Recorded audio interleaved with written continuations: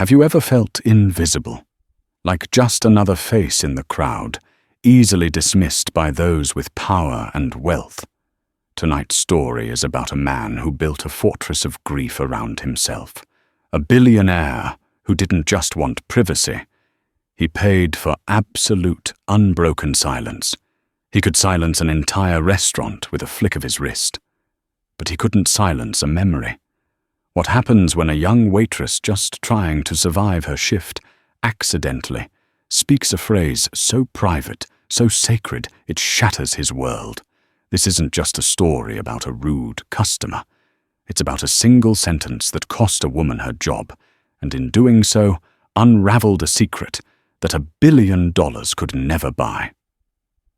Stay with me as we uncover how a ghost's whisper in a noisy restaurant changed everything. Aurelia wasn't just a restaurant. It was a sanctuary of hushed opulence, nestled in the heart of Manhattan. The clinking of cutlery was a delicate symphony, the murmur of conversation, a gentle tide, and the rustle of starched linen, a soft, percussive beat. It was a place where deals were signed over seared scallops, and proposals were made over chocolate lava cakes.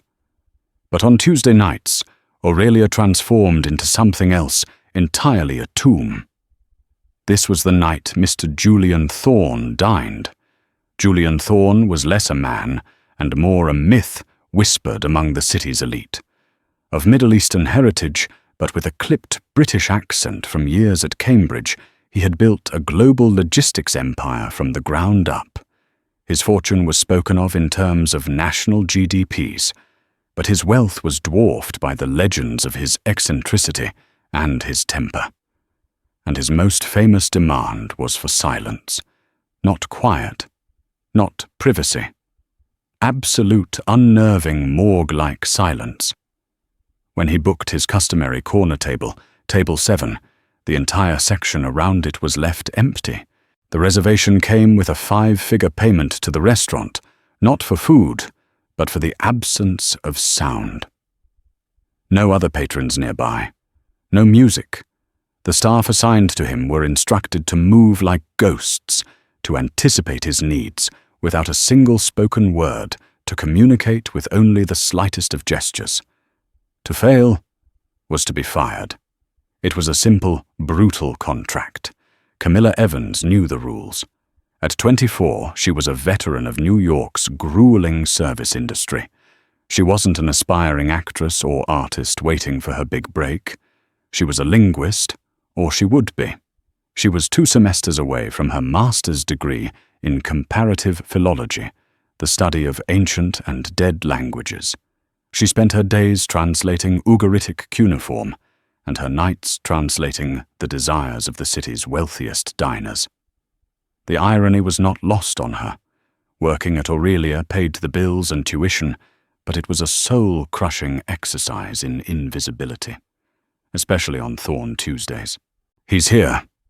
The manager, a perpetually stressed man named Jean-Pierre Dubois, hissed as a sleek, black Rolls-Royce ghost pulled up to the curb. "Camilla, you're on water and bread. Remember the rules. No eye contact unless necessary. No scent, I hope you didn't use that hand lotion. And for the love of God, no words. You're a shadow. Got it?" "A shadow. Got it," Camilla murmured, her heart doing a familiar, nervous flutter.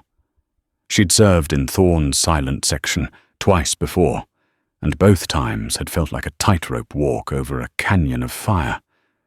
Julian Thorne entered, flanked by his head of security, a broad-shouldered man named Matteo, who moved with the quiet efficiency of a panther. Thorne himself was tall and impeccably dressed in a tailored suit that probably cost more than Camilla's entire graduate degree.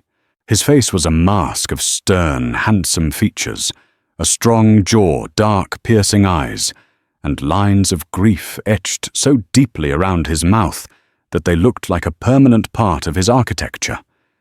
He didn't look at anyone. His gaze was fixed on a point in the middle distance, as if the rest of the world was just an irritating, out-of-focus blur. He sat at table 7.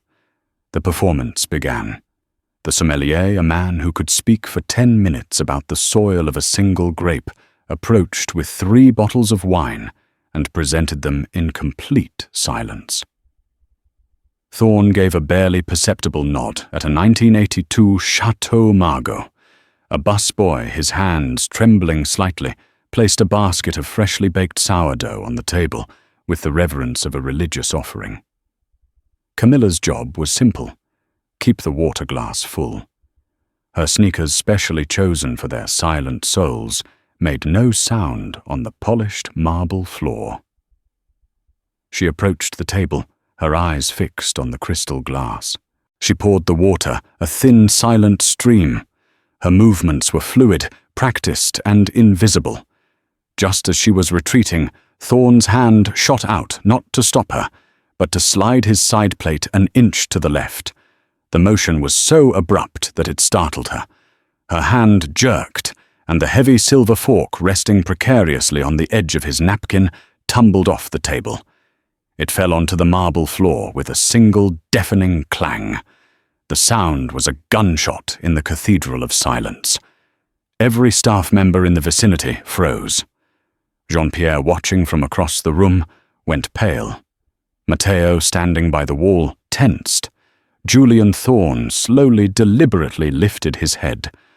For the first time, his dark, bottomless eyes met Camilla's. They were filled not with anger, but with a cold, absolute fury that was far more terrifying. His jaw clenched. He didn't speak. He simply stared, and in that stare, Camilla read her dismissal. Panic seized her. All she could think about was her tuition payment due next week, her rent. The carefully balanced house of cards that was her life was about to collapse over the sound of a falling fork. Instinct, foolish and desperate, took over. She had to fix it, to apologize, to say something to break the crushing weight of his silent condemnation. Her mouth opened, and the words that came out were not, "I'm so sorry, sir," or "forgive my clumsiness." They were a whisper, a strange, lyrical phrase that seemed to bubble up from a deep, forgotten well within her memory. "The night is deep," she heard herself say, her voice barely audible. "But the light holds until the stars forget to shine." The moment the words left her lips, Camilla knew she had made a catastrophic mistake. They felt alien, and yet deeply familiar, like a line from a half-remembered poem or a song from a dream. Where had they even come from? She was a linguist, her mind a repository of phrases and forgotten dialects. But this felt different. It felt personal. But her own confusion was nothing compared to the effect her words had on Julian Thorne. The cold fury in his eyes did not escalate. It simply vanished, replaced by a look of such profound, earth-shattering shock that for a second Camilla thought he was having a heart attack. The blood drained from his face, leaving his olive skin a pasty grey. His hand, which had been resting on the table, clenched into a fist so tight the knuckles turned white. His lips parted slightly, but no sound emerged. The mask of the untouchable billionaire had cracked, and beneath it was a man utterly terrifyingly exposed. He wasn't looking at her anymore. He was looking through her as if she were a phantom who had just spoken his most private, guarded secret aloud. The silence that followed was different. It was no longer the enforced, sterile quiet he had paid for. It was a dense, vibrating vacuum, heavy with questions. Jean-Pierre began to move forward, his face a mess of panic and confusion, but Matteo, the security guard, put out a hand to stop him, his eyes locked on his employer.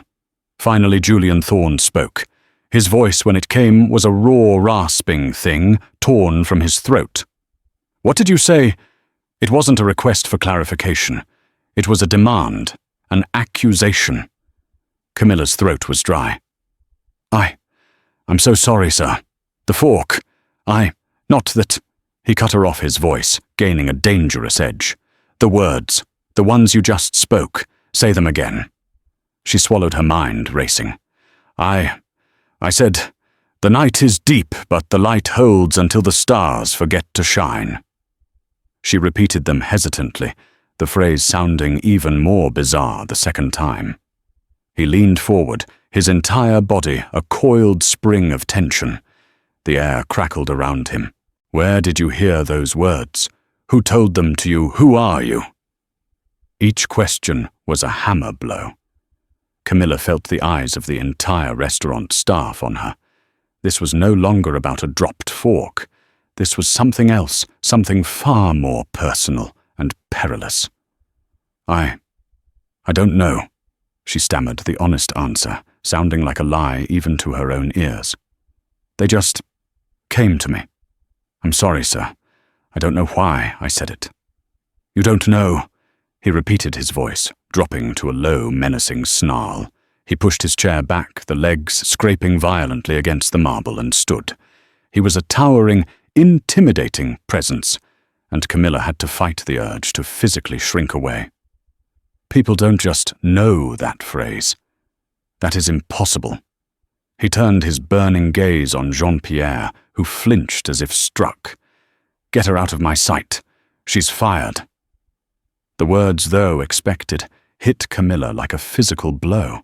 She felt a prickle of tears behind her eyes, but fought them back. She would not cry in front of this man. "Of course, Mr. Thorne. Immediately," Jean-Pierre said, scurrying over. He grabbed Camilla's arm, his grip surprisingly firm. "Come with me. Now." He pulled her away from the table, practically dragging her toward the kitchens. As she was pulled away, Camilla glanced back. Julian Thorne hadn't returned to his meal.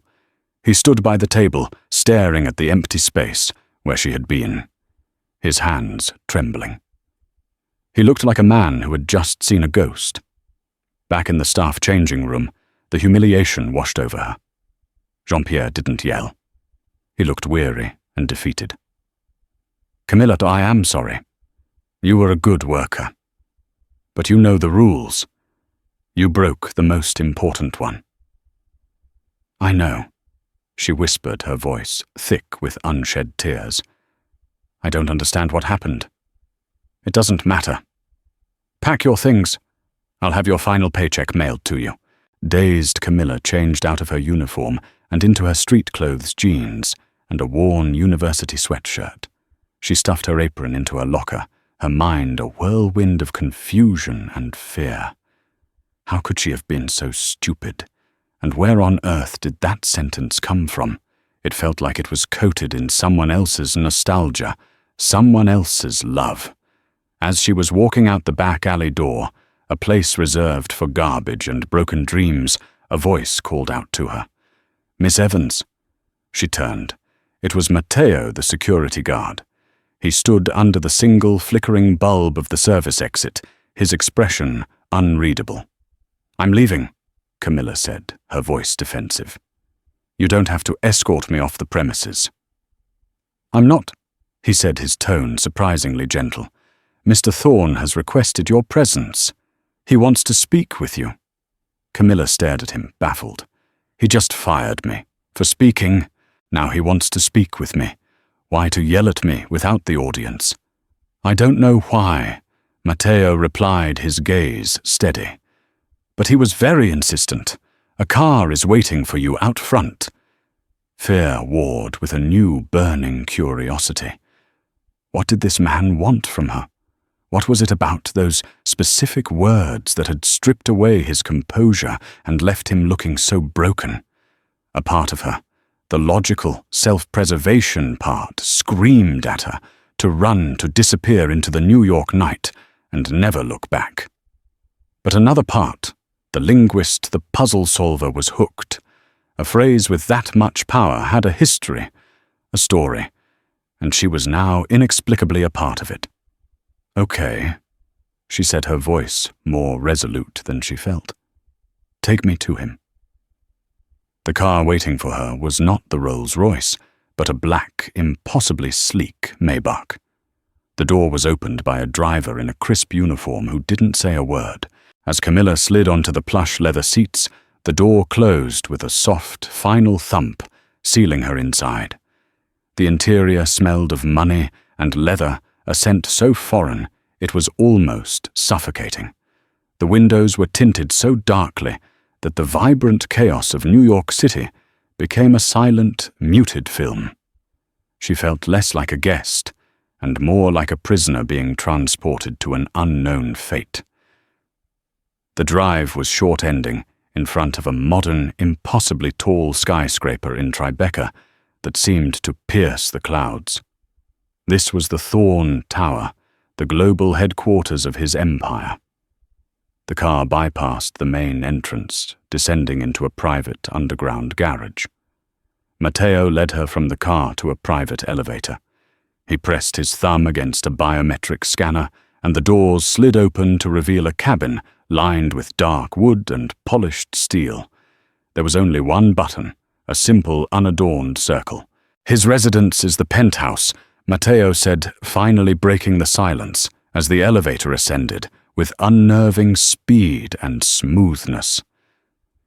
"Mr. Thorne, he is a complicated man. What happened tonight, it was not about you." "It felt pretty personal," Camilla retorted, her arms crossed tightly over her chest. Matteo offered a small, sad smile. "His grief is personal. You just accidentally walked into the middle of it." The elevator doors opened directly into the apartment, or rather, a space that defied the word apartment. It was a cavernous two-story living area with floor-to-ceiling windows that offered a breathtaking, godlike view of the entire Manhattan skyline. The furniture was sparse, but exquisite.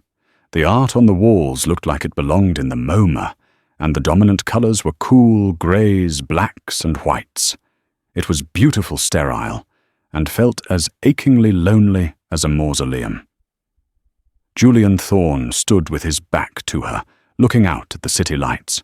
He had removed his suit jacket and tie, and his white shirt was open at the collar. He held a glass of what looked like whiskey, the amber liquid catching the light. "Leave us, Matteo," he said, his voice quiet, but carrying the unmistakable weight of command. Matteo nodded to Camilla. "If you need anything, I will be just outside." The elevator doors closed, leaving Camilla alone with the billionaire. For a long moment, he said nothing.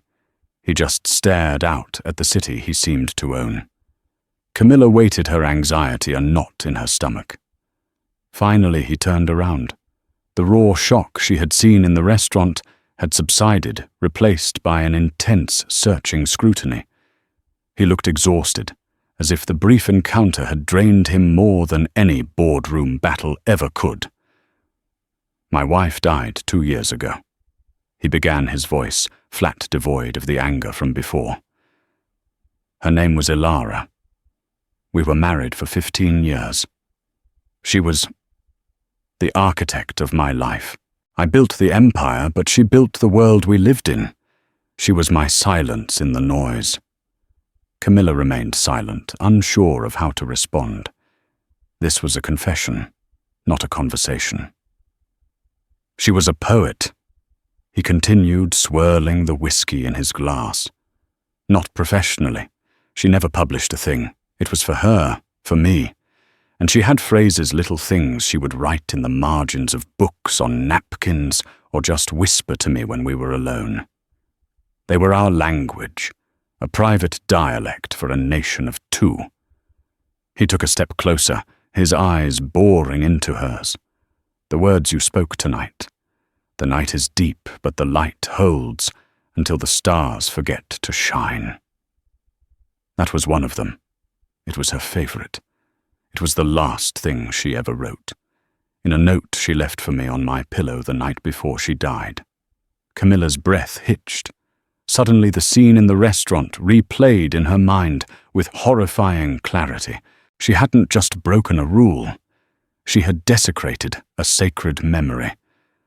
She had stood over this man's private grief and spoken the words of his dead wife. "I am going to ask you again," he said, his voice low and deliberate. "And I want you to understand the importance of your answer. This is not about your job. I will give you enough money that you will never have to work another day in your life if you just tell me the truth. Where did you hear those words?" The intensity of his question was overwhelming. He wasn't just asking for a source, he was asking for a miracle, for a connection to the one person he could never speak to again. He thought she was a messenger, or a fraud, or something far stranger. "Mr. Thorne," Camilla began, her voice trembling slightly, "I swear to you on everything I hold dear, I do not know. I have been racking my brain since it happened. It's like a phantom limb of a memory. I can feel it, but I can't see it. I can't place it." He studied her face, searching for any flicker of deceit. "A waitress in a Manhattan restaurant, a student of, what is it? Philology, ancient languages," she supplied quietly. "Ancient languages," he mused, a flicker of something unreadable in his eyes. Elara loved history. She read Herodotus in the original Greek for pleasure. She said old words had longer shadows. He fell silent, lost in a memory. Then he snapped back to the present. "This is not a coincidence. I do not believe in them. You are connected to her somehow. A friend, a distant relative she never mentioned." "No," Camilla said, shaking her head. "I would know. I've never seen her before. I didn't even know your name until I started working at Aurelia." Julian Thorne drained his glass in one swallow, the movement sharp and violent. He set the empty tumbler down on a marble countertop with a sharp click. "I don't believe you," he said coldly, "but I will find out. You will stay here." Camilla's eyes widened. "Stay here? What do you mean you can't just keep me here? I can and I will." He stated his voice, leaving no room for argument. "You are a puzzle, Miss Evans, a ghost at my table, and I will not rest until I have solved you. You will be a guest in this apartment. You will have a room, food, anything you need. In return, you will do one thing you will remember." He turned and walked towards a grand sweeping staircase. "You are the only living person besides me who knows that phrase. You are a link to my wife, and for that, you are now the most valuable thing in the world to me, and the most dangerous." He paused at the foot of the stairs, looking back at her, his face a mask of tormented obsession.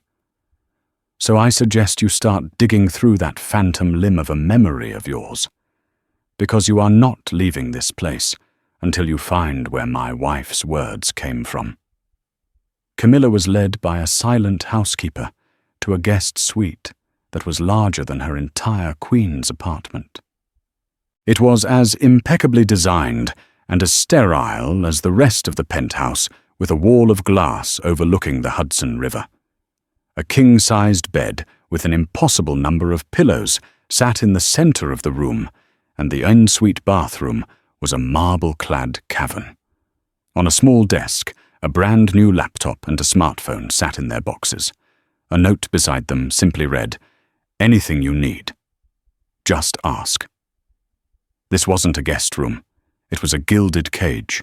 Camilla spent a sleepless night pacing the floor, her mind a frantic, chaotic library with all the books thrown on the floor. She tried to meditate, to use memory techniques she'd read about to trace the origins of the phrase. Was it from a book she'd read, a lecture she'd attended, a movie nothing? It remained stubbornly out of reach, a whisper from a locked room in her mind. The next morning, after a breakfast she barely touched was delivered to her room, there was a soft knock on the door. It was Matteo. "Mr. Thorne requests your presence in the library," he said, his expression as impassive as ever. Camilla followed him through the silent penthouse. He led her to a pair of towering mahogany doors, which he opened to reveal a room that took her breath away. It was a 2-story library, lined from floor to ceiling with books. A spiral staircase led to a second-floor gallery that wrapped around the room. Sunlight streamed in from a massive arched window, illuminating dust motes dancing in the air. The scent of old paper leather and wood polish was intoxicating. This was not a room for show. It was the sanctuary of a true reader. But it was also a shrine. On the grand fireplace mantel, there was a single large, silver-framed photograph. It was a woman with kind, intelligent eyes and a smile that seemed to hold a gentle secret. Her dark hair was caught in the wind, and she looked vibrant, alive, and utterly captivating. It was Elara Thorne. Julian was standing by the window, but he wasn't looking at the view. He was holding a slim volume of poetry. "This is it," he said. Without preamble, his voice softer in this room. A first edition of Rilke, her most prized possession. He beckoned Camilla over. He carefully opened the book to the inside cover. There, in elegant flowing cursive, was an inscription. It was written in fountain pen ink, slightly faded with time. "For my Julian," it read. "My quiet harbor in a loud world. The night is deep, but the light holds until the stars forget to shine. Yours forever, Elara." Camilla stared at the handwriting, at the intimate words. Seeing them in print in the context of this deep and abiding love made her feel like a trespasser of the highest order. Her heart ached for this man's loss, but also for her own inexplicable role in it. "This book never left this room," Julian said, his eyes fixed on the inscription. "No one has seen this but me. Since her death, no one has even been in this room but me and the weekly cleaner who is supervised. So, Miss Evans, I ask you again, explain it." He was testing her, accusing her. He had brought her to the scene of the crime and was showing her the evidence. "I can't," Camilla whispered, shaking her head. "Mr. Thorne, you have to believe me. Seeing it here, it doesn't jog my memory. It just makes me feel worse for what I did." His gaze shifted from the book to her face. The obsessive fire was still there, but it was mingled with a profound weariness. Elara believed words had power. She said they were like seeds. Once planted, you could never be sure where they would grow.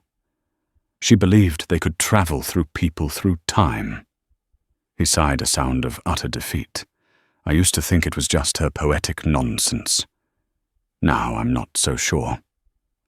He closed the book gently and placed it back on a small stand, as if it were a holy relic.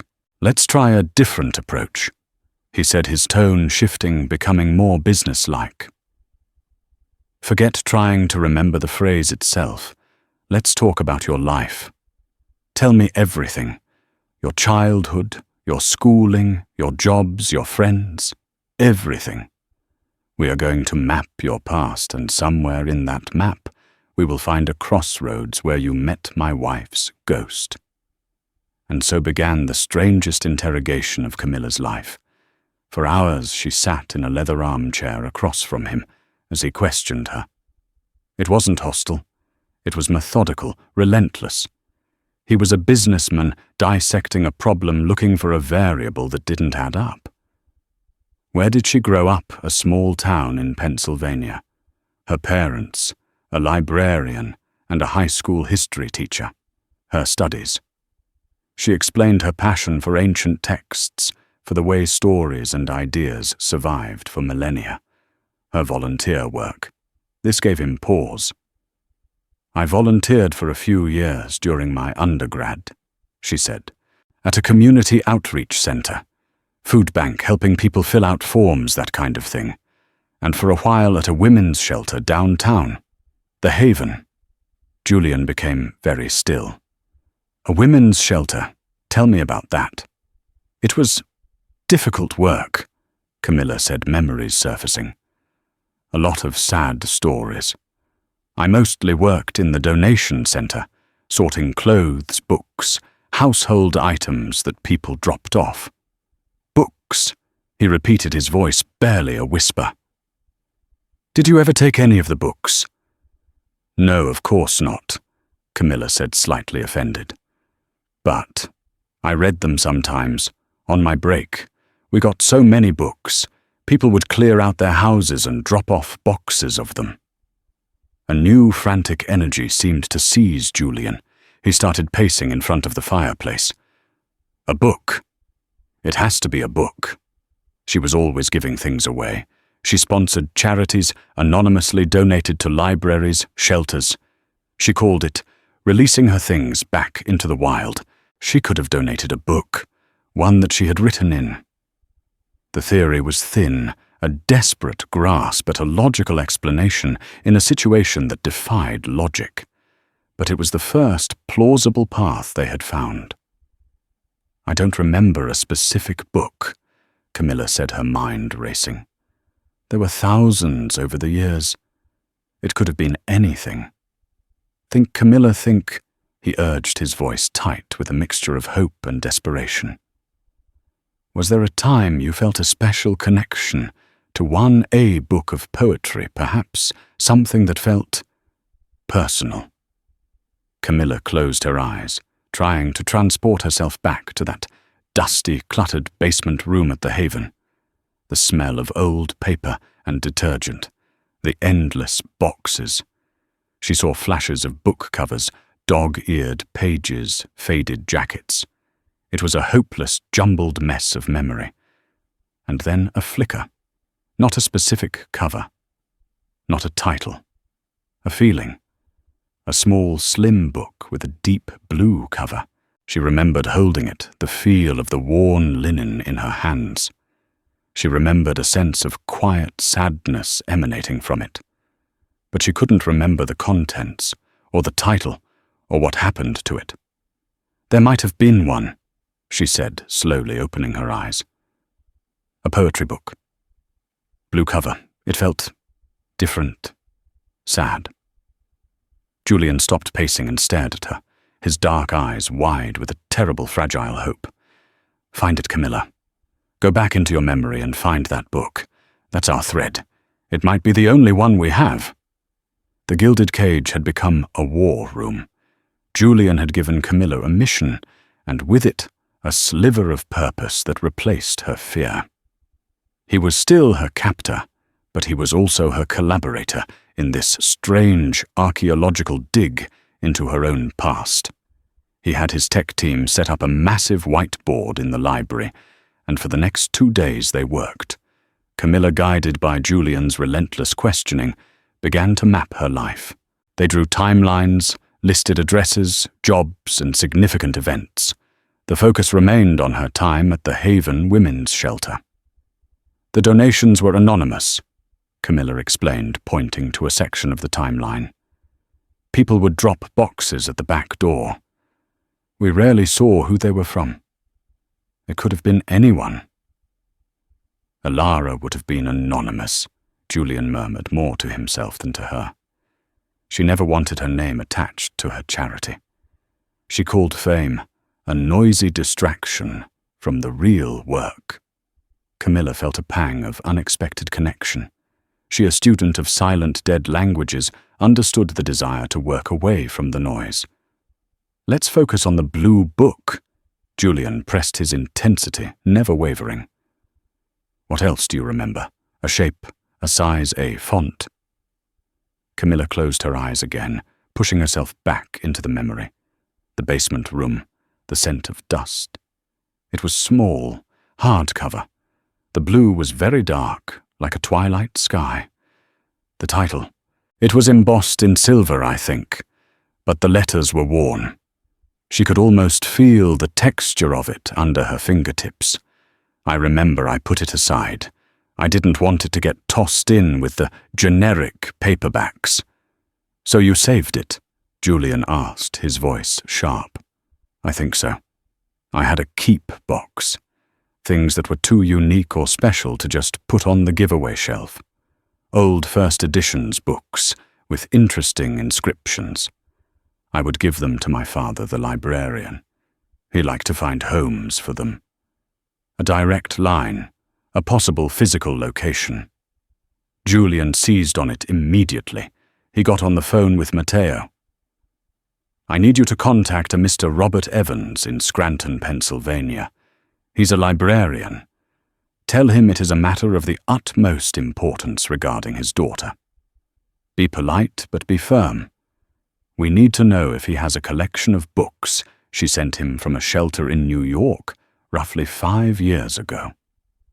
The wait for the call back was excruciating.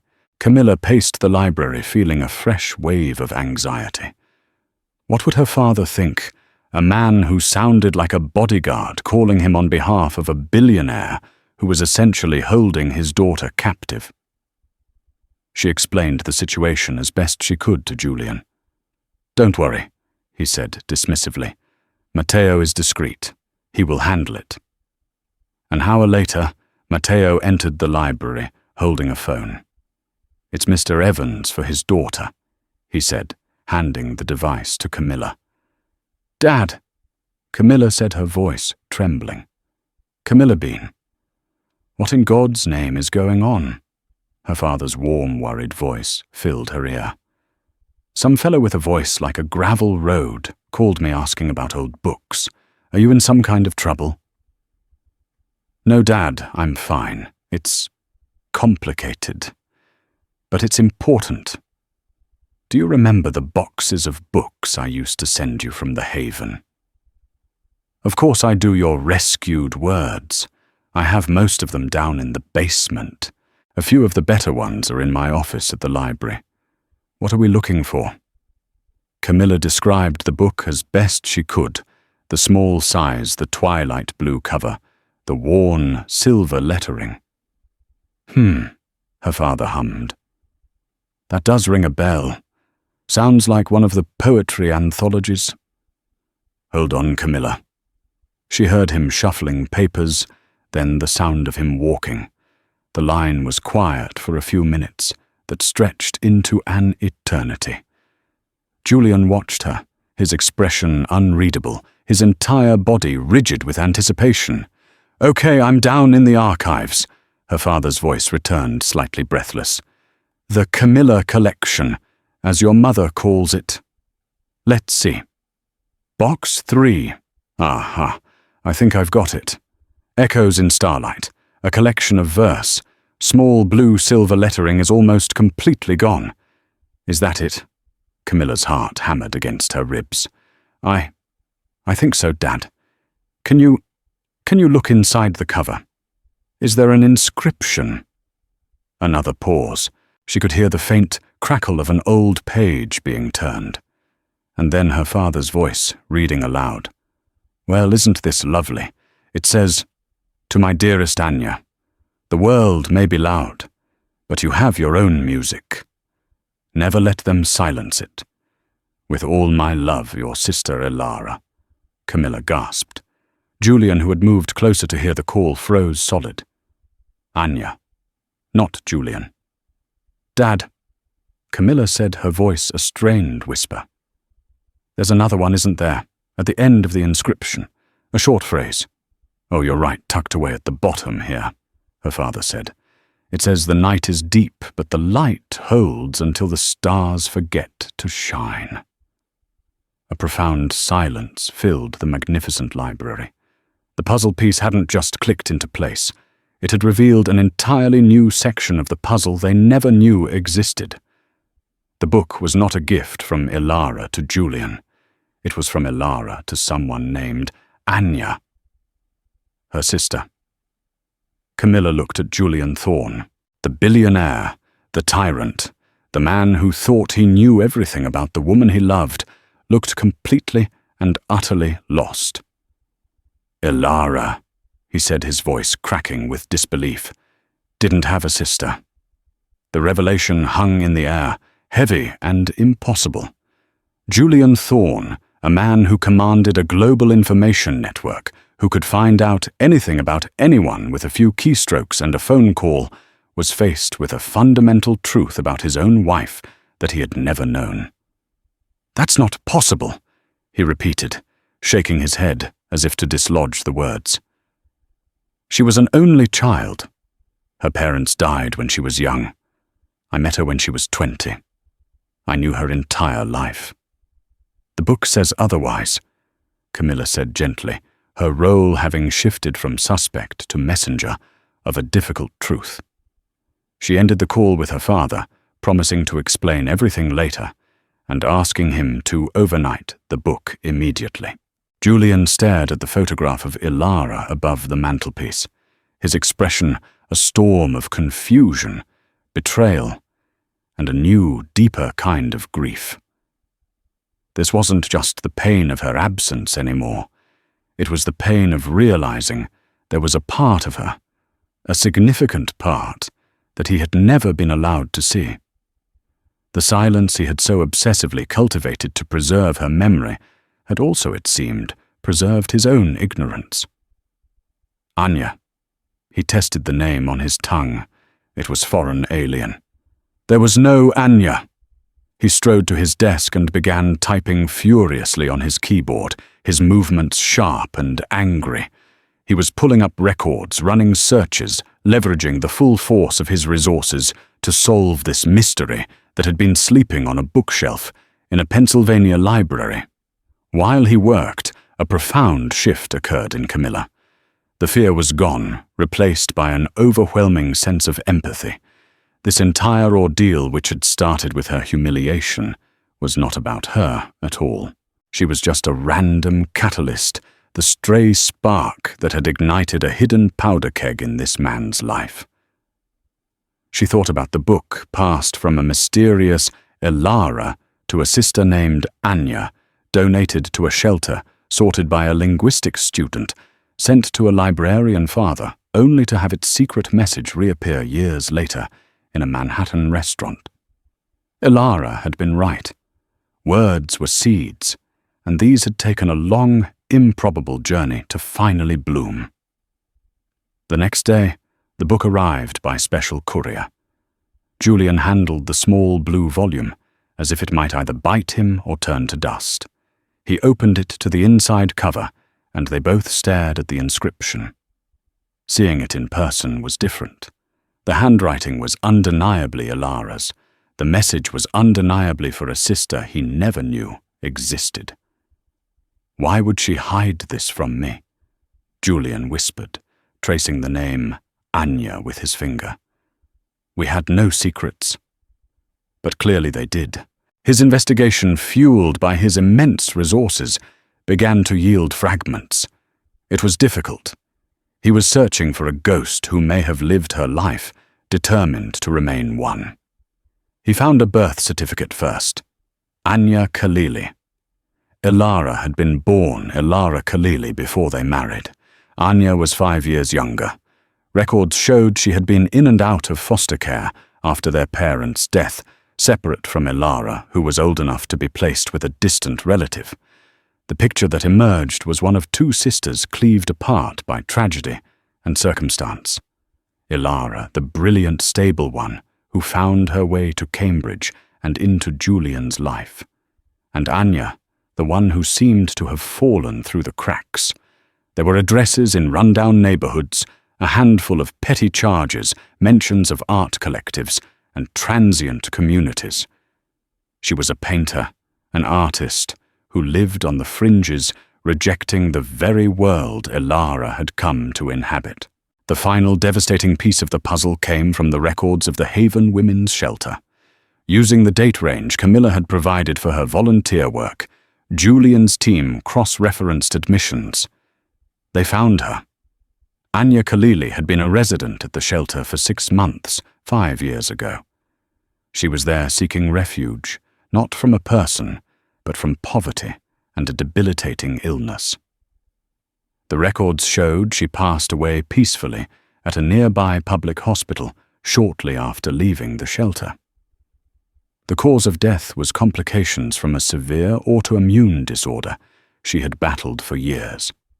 It all clicked into place.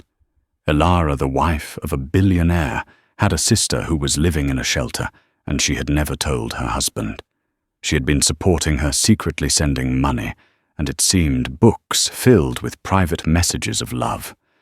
She had been protecting her sister's pride, or her own secrets, or perhaps both. Camilla, the unsuspecting volunteer, had likely met Anya. The book wasn't just a random donation. It was a gift.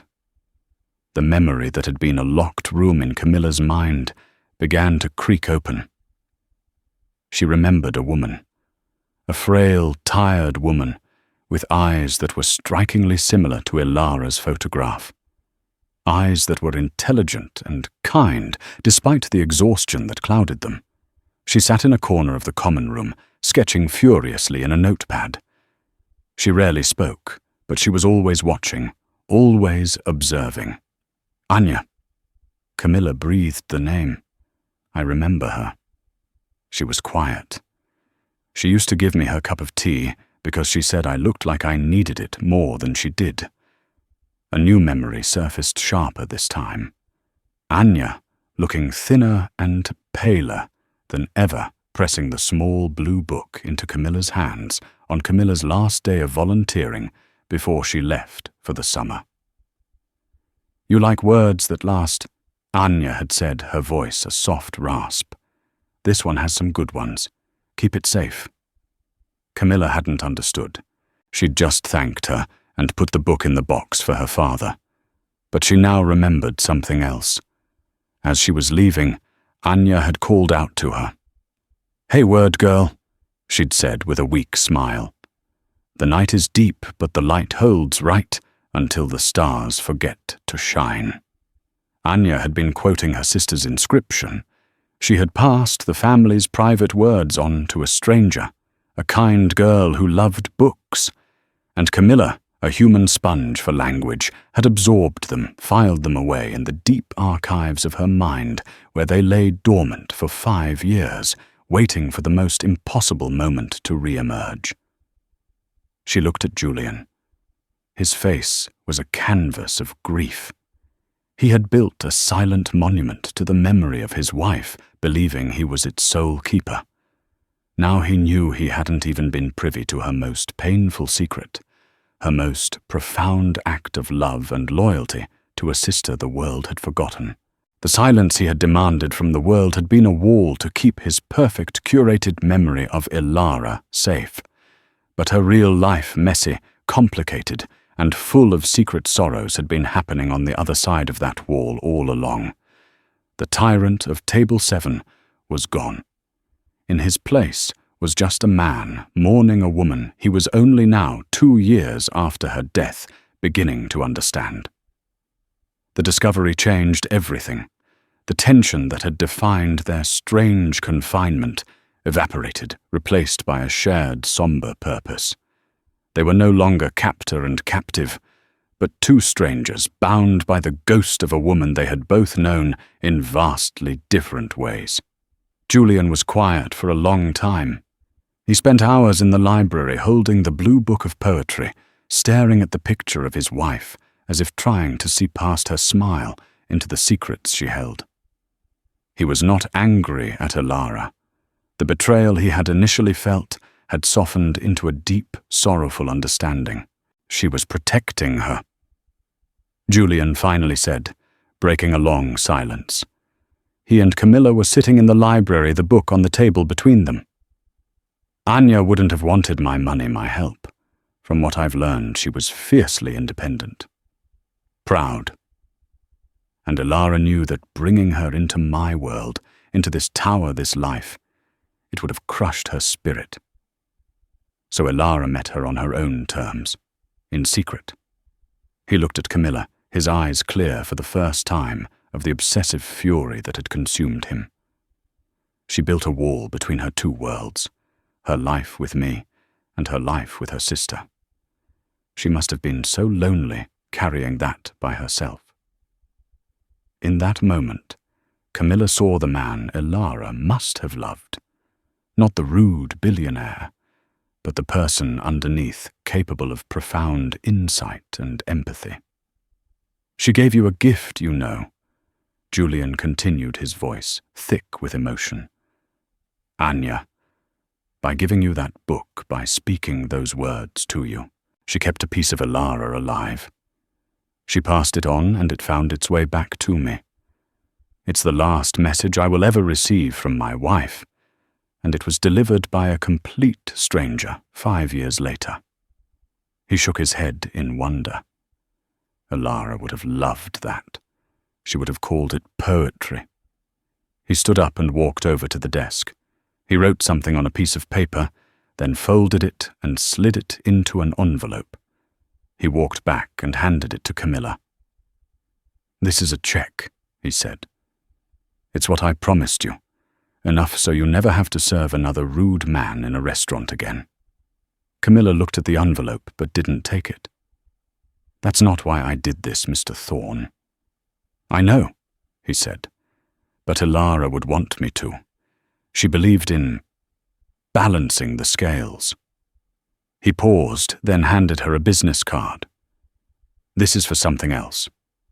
I am setting up a foundation in Elara's and Anya's names, the Khalili Sisters Foundation. It will fund arts programs for underprivileged women and grants for independent artists, a way to honor both of them, the woman I knew and the one I didn't." He looked at her directly. "The foundation will also have a significant project, acquiring and translating forgotten texts, poetry and stories from cultures around the world, bringing silent voices back to life. Elara would have loved that too. I need someone to run it, someone who understands that old words have long shadows, someone who knows their power." Camilla stared at the card. It read, "Julian Thorne, CEO, The Thorne Group." He had crossed out CEO and written by hand, Director, the Khalili Sisters Foundation. The position was being offered to her. It was everything she had ever dreamed of, a chance to use her passion to live in the world of words she loved so much, not as a hobby, but as a vocation. It was a life raft, a future handed to her because of a dropped fork and a line of poetry that had traveled through time and grief to find its purpose. I don't know what to say," she stammered. "Say you'll think about it," Julian said with the ghost of a smile. "That's all I ask." He walked her to the private elevator himself. As the doors opened, he turned to her. "Camilla," he said, using her first name for the first time. "I am sorry for my behavior at the restaurant, for keeping you here. I was a man drowning in silence, and I was angry at the world for not drowning with me. You didn't just break the silence. You let the light in."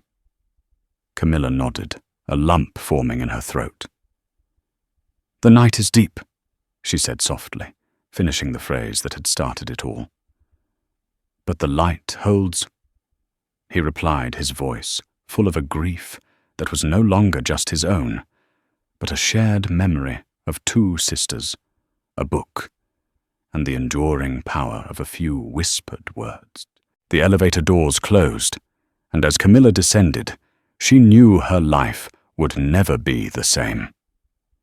She had walked into Aurelia as an invisible waitress, and was walking out as the keeper of a billionaire's most profound secret, and the future director of a foundation built on love loss and the unlikely journey of a ghost's whisper. That single sentence, spoken by accident, did more than just get a waitress fired. It unraveled a life, exposed a beautiful secret, and healed a wound that money could never touch. Julian Thorne never demanded silence in a restaurant again. Instead, he started listening. He built a foundation that gave voice to the forgotten, honoring both the sister he knew and the one he'd lost without ever meeting. Camilla Evans went from translating dead languages to giving them new life, finding her purpose in the echo of a family's private words. Their story reminds us that, beneath the surface of every person, the rude billionaire, the quiet waitress, the anonymous woman in a shelter, lies a universe of hidden stories, secret griefs, and silent loves. Words have a power we can barely comprehend. They can travel through years and across social divides to deliver messages we desperately need to hear. If this story touched your heart and reminded you of the hidden complexities in everyone we meet, please give this video a like and share it with someone who appreciates the power of a good story. And don't forget to subscribe to our channel for more real-life dramas that explore the incredible threads of human connection. What's the most powerful phrase you've ever heard? Share your thoughts in the comments below. Thank you for listening,